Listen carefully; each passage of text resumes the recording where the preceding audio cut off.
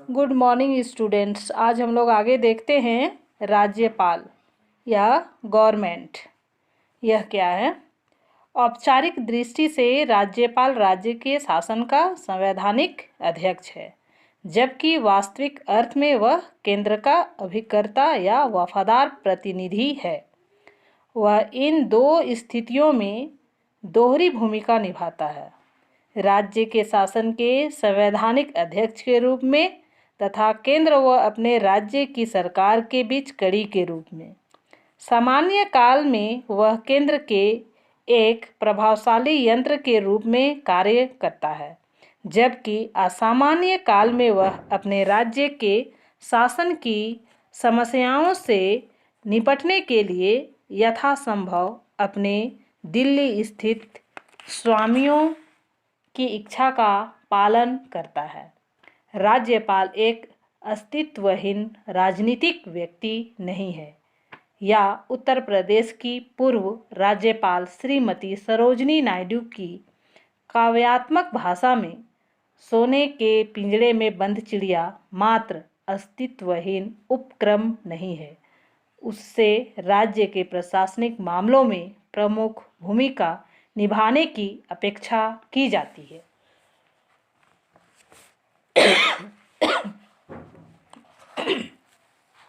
आगे है नियुक्ति या अपॉइंटमेंट। भारत का राष्ट्रपति अपने हस्ताक्षर व सील सहित आदेश अनुसार राज्यपाल की नियुक्ति 5 वर्ष के कार्यकाल के लिए करता है। 2 या 2 से अधिक राज्यों के लिए कुछ समय के लिए साझे राज्यपाल की नियुक्ति की जा सकती है। राज्यपाल राष्ट्रपति के प्रसाद पर्यंत पदासीन रहता है। आरस्तु उसे एक राज्य से दूसरे राज्य में स्थानांतरित किया जा सकता है। उसे उसी राज्य में पुनः नियुक्ति किया जा सकता है या राष्ट्रपति द्वारा वापस बुलाया जा सकता है। यह आवश्यक है कि राज्यपाल भारत का नागरिक होना चाहिए, उसकी आयु 35 वर्ष से अधिक होनी चाहिए तथा उसे किसी लाभ के पद पर नहीं होना चाहिए। वह किसी राज्य की व्यवस्थापिका या संसद का सदस्य नहीं हो सकता। इन लिखित योग्यताओं के अतिरिक्त कुछ वर्षों से 2 परंपराओं का चलन हो रहा है। प्रथम, उसे उस राज्य का राज्यपाल नहीं बनाया जाता जहां का वह अस्थायी निवासी हो। दूसरी परंपरा यह है कि किसी राज्य में राज्यपाल को नियुक्त करने से पूर्व केंद्रीय सरकार वहां के मुख्यमंत्री से परामर्श कर ले। लेकिन कुछ उदाहरणों से यह स्पष्ट होता है कि राज्यपाल की नियुक्ति एक विशुद्ध राजनीतिक मामला है जो केंद्रीय सरकार की इच्छा के अधीन है। राज्यपाल की नियुक्ति की समस्या से ही जुड़ी समस्या उसको वापस बुलाने की है। संविधान ने राष्ट्रपति को अधिकार दिया है कि वह राज्यपाल को एक राज्य से दूसरे राज्य में स्थानांतरित करे या उसे उस राज्य से वापस बुलाए। 1980 में राष्ट्रपति ने तमिलनाडु के राज्यपाल प्रभुदास पटवारी को केंद्रीय सरकार की इच्छा अनुसार न चलने के कारण निष्कासित करने का निर्णय लिया। तदनुसार पटवारी ने असम्मानपूर्ण तरीके से निकाले जाने से पूर्व अपना त्यागपत्र दे दिया। आगे है बच्चों, राज्यपाल के कार्यों व शक्तियों को निम्न भागों में बांटा जा सकता है। तो राज्यपाल के कार्य एवं शक्तियों को किन किन भागों में बांटा गया है? तो सबसे पहले है कार्यपालिका, एग्जीक्यूटिव। उसकी कार्यपालिका संबंधी कार्य व शक्तियां निम्नलिखित है। तो क्या क्या है कार्यपालिका शक्ति? एक नंबर है वह राज्य सरकार का प्रशासनिक अध्यक्ष है। राज्य की कार्यपालिकीय सत्ता उसी में निवास करती है जिसे वह अपने अधीनस्थ अधिकारियों के माध्यम से या स्वयं प्रयोग करता है। राज्य की सरकार के सभी प्रशासकीय कार्य उसी के नाम से किए जाते हैं। वह सरकार की कार्यवाही संबंधी नियम बनाता है तथा अपने मंत्रियों के कार्यों का बंटवारा करता है। दूसरा है मुख्यमंत्री व उसके परामर्श से राज्यपाल अन्य मंत्रियों को नियुक्त कर मंत्रिपरिषद का गठन करता है। वह उन्हें पद व गोपनीयता की शपथ दिलाता है और उसके त्यागपत्र स्वीकार करता है। वह मुख्यमंत्री या किसी मंत्री को पद से अलग कर सकता है। तीसरा नंबर है वह राज्य के उच्च अधिकारियों जैसे महाधिवक्ता, राज्य का चुनाव आयुक्त, राज्य का लोकायुक्त, राज्य के लोक सेवा आयोग के अध्यक्ष व सदस्यगण आदि की नियुक्ति करता है। वह अपने राज्य के उच्च न्यायालय के मुख्य न्यायाधीश व अन्य न्यायाधीशों की नियुक्ति में राष्ट्रपति को परामर्श देता है। चौथा नंबर है उसे सूचनाएं प्राप्त करने का अधिकार है।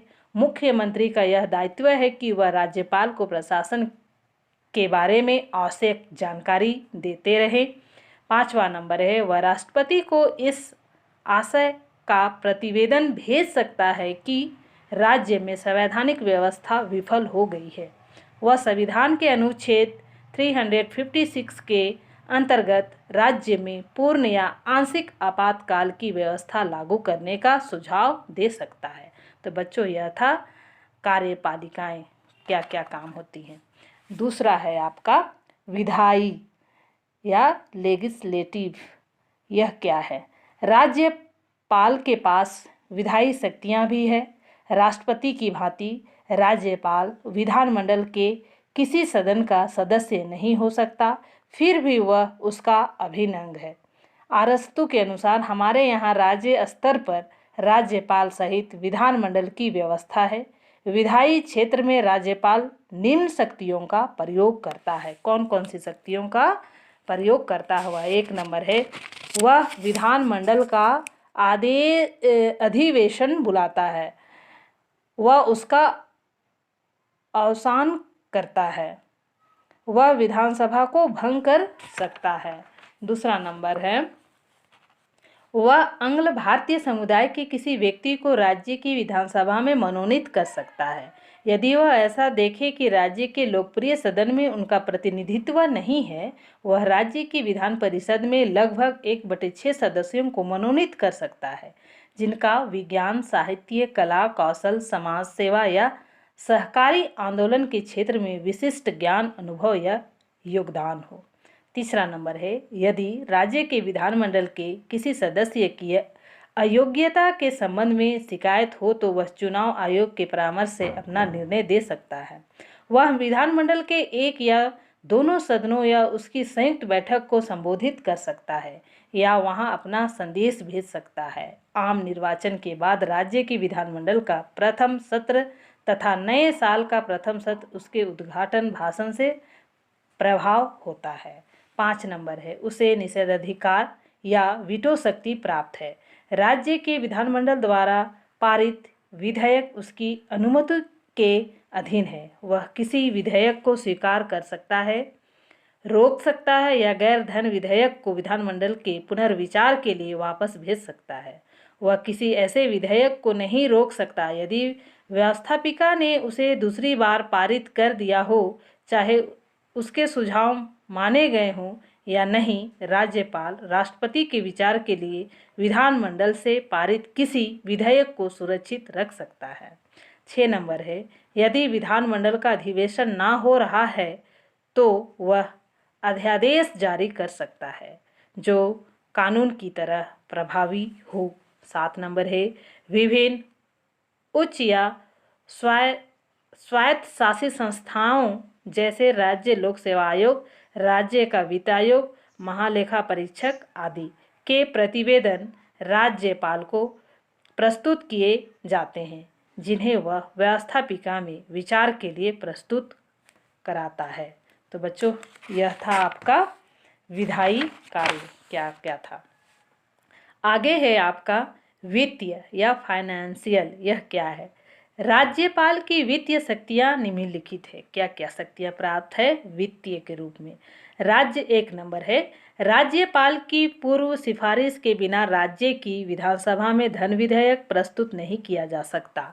दूसरा नंबर है राज्य का आकस्मिक कोष उसी के अधीन है वह आकस्मिक व्यय के लिए उसमें से भुगतान कर सकता है, जिसे बाद में राज्य की व्यवस्थापिका से स्वीकृति कराया जाएगा। तीसरा नंबर है, प्रत्येक वित्तीय वर्ष के प्रभाव में वह सरकारी आय व्यय का वार्षिक वित्तीय प्रतिवेदन या बजट विधानसभा में अपने मंत्री द्वारा प्रस्तुत कराता है। किसी प्रकार के अनुदान की मांग या करों के प्रस्ताव राज्यपाल के नाम में मंत्री द्वारा ही रखे जा सकते हैं। तो बच्चों, यह था आपका वित्तीय या फाइनेंशियल शक्ति। आगे है न्यायिक या जुडिशियल। क्या है यह? राज्यपाल की न्यायिक शक्तियाँ निम्न है। क्या क्या है? 1 नंबर, वह सर्वोच्च न्यायालय द्वारा दंडित अपराधियों को क्षमा, उनके दंड को कम या उन्हें माफ़ कर सकता है, किंतु यह आवश्यक है कि वह अपराध ऐसा कानून के अंतर्गत होना चाहिए जो राज्य सरकार की कार्यपालिका क्षमता के अंतर्गत आता हो। दूसरा है, वह अपने राज्य के उच्च न्यायालय के प्रधान जज या किसी अन्य जज की नियुक्ति में राष्ट्रपति को परामर्श देता है। तो बच्चों, यह था न्यायिक शक्तियाँ। आगे है विवेक सम्मत या डिस्क्रिशियरी। यह क्या है? उपर्युक्त सामान्य कार्यों व शक्तियों के अतिरिक्त राज्यपाल को कुछ विवेक सम्मत शक्तियाँ भी प्राप्त है, जिनके लिए वह अपने मंत्रिमंडल की सलाह मानने पर बाध्य नहीं है। वे निम्नलिखित है। क्या क्या है? 1 नंबर है, यदि राष्ट्रपति किसी राज्यपाल को पास वाले केंद्र शासित क्षेत्र का प्रशासक बना दे तो वह उन मामलों में स्वतंत्र रूप से कार्य करेगा। दूसरा है, वह राज्य में संवैधानिक व्यवस्था के विफल हो जाने पर परिस्थितियों का अध्ययन कर राष्ट्रपति को अपना प्रतिवेदन भेज सकता है तथा संकट काल घोषित करने का सुझाव दे सकता है। तीसरा नंबर है, वह किसी पराजित या अपराजित मुख्यमंत्री के परामर्श से विधानसभा भंग कर सकता है। चौथा नंबर है, वह कार्यरत या भूतपूर्व मुख्यमंत्री या मंत्री के विरुद्ध वैधानिक कार्यवाही शुरू करने की अनुमति दे सकता है यदि वह किसी षड्यंत्र या फौजदारी के अपराध में फंसा हो। तो बच्चों, यह था आपका विवेक सम्मत शक्तियाँ।